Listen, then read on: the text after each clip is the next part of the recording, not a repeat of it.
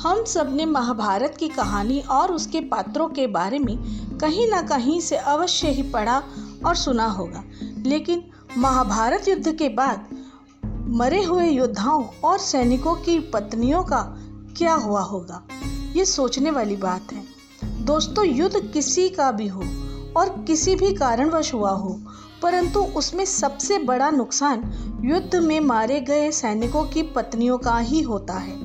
धर्म और अधर्म के बीच हुए इस महाभारत के युद्ध को अनेकों सैनिकों ने मिलकर लड़ा था और कुछ चंद योद्धाओं को छोड़कर इस युद्ध में सभी मारे गए थे। तो इस युद्ध में मारे गए सैनिकों और योद्धाओं की पत्नियों का क्या हुआ होगा, ऐसे तमाम सवाल हमारे दिमाग में आते रहते हैं। इस युद्ध में बचने वालों में पांडवों से 15 और कौरवों से 3 योद्धा थे।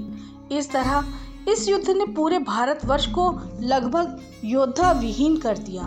कुरुक्षेत्र में भाग लेने वाले सभी योद्धा पुरुष थे, जिनकी विधवाएं और परिजन शोक में डूबे थे। लेकिन युद्ध के 15 वर्ष बाद वह सभी एक रात के लिए जीवित हो उठे, जहां उनकी ना सिर्फ मुलाकात हुई बल्कि कई विधवाएं अपने पतियों के साथ बैकुंठ जाने के लिए जल समाधि में चली गई। तो आइए हम जानते हैं महाभारत युद्ध के बाद आखिर इन विधवाओं का क्या हुआ। इससे पहले अगर आपने इस चैनल को सब्सक्राइब नहीं किया है तो कर लीजिए, नोटिफिकेशन बेल को भी ऑन कर लीजिए। महाभारत के आश्रमवासी पर्व के 33वें अध्याय में वर्णन है कि युद्ध के बाद युधिष्ठिर हस्तिनापुर के नरेश बने और 5 पांडवों के साथ राजकाज चलाते हुए ज्येष्ठ पिता धृतराष्ट्र, माता गांधारी और कुंती की सेवा करने लगे। सेवा से प्रसन्न धृतराष्ट्र गांधारी करीब 15 वर्ष में अपने पुत्रों के शोक से उबर गए। मगर एक दिन धृतराष्ट्र ने युधिष्ठिर से कहा कि पुत्र, हम बचा जीवन वन में बिताना चाहते हैं, इसलिए अब हमें वन में जाने दो। इससे युधिष्ठिर दुखी हो गए, लेकिन विदुर के समझाने पर वे मान गए। अगले दिन धृतराष्ट्र, गांधारी, कुंती, विदुर और संजय तपस्वी का रूप धरकर वन चले गए। इस बीच पांडवों की देखभाल से हस्तिनापुर की प्रजा खुश थी, मगर युद्ध में विधवा हुई स्त्रियां अक्सर शोक में रोया करती थी। कुछ समय बाद एक दिन सहदेव को मां कुंती से मिलने की इच्छा हुई, तो भीम, अर्जुन, नकुल और उनकी पत्नियां कुंती से मिलने के लिए आतुर हो गई।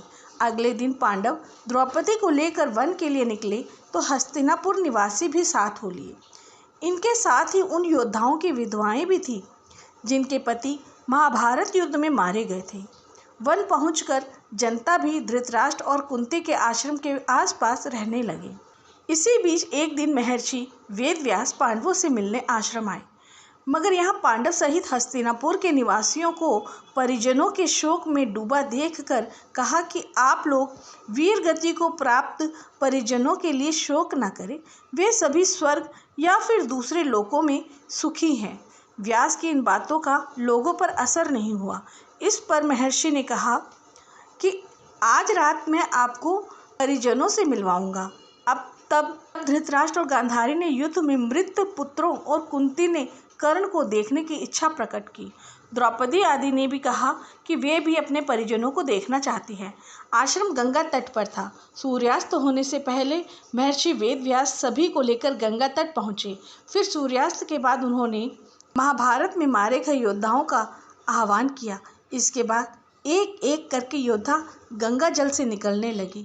थोड़ी ही देर में भीष्म, द्रोणाचार्य, कर्ण, दुर्योधन, दुशासन, अभिमन्यु, धृतराष्ट्र के सभी पुत्र, घटोत्कच, द्रौपदी के 5 पुत्र, राजा द्रुपद, धृष्टद्युम्न, शकुनी, शिखंडी आदि वीर जल से बाहर निकल आए।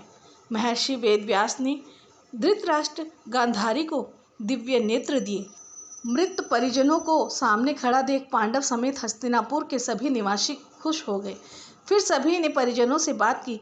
तब विश्वास हुआ कि उनके परिजन मृत्यु लोक के सभी कष्टों से मुक्ति पाकर अपने अपने लोकों में रह रहे हैं। इसके बाद सभी के मन भरा शोक खत्म हो गया।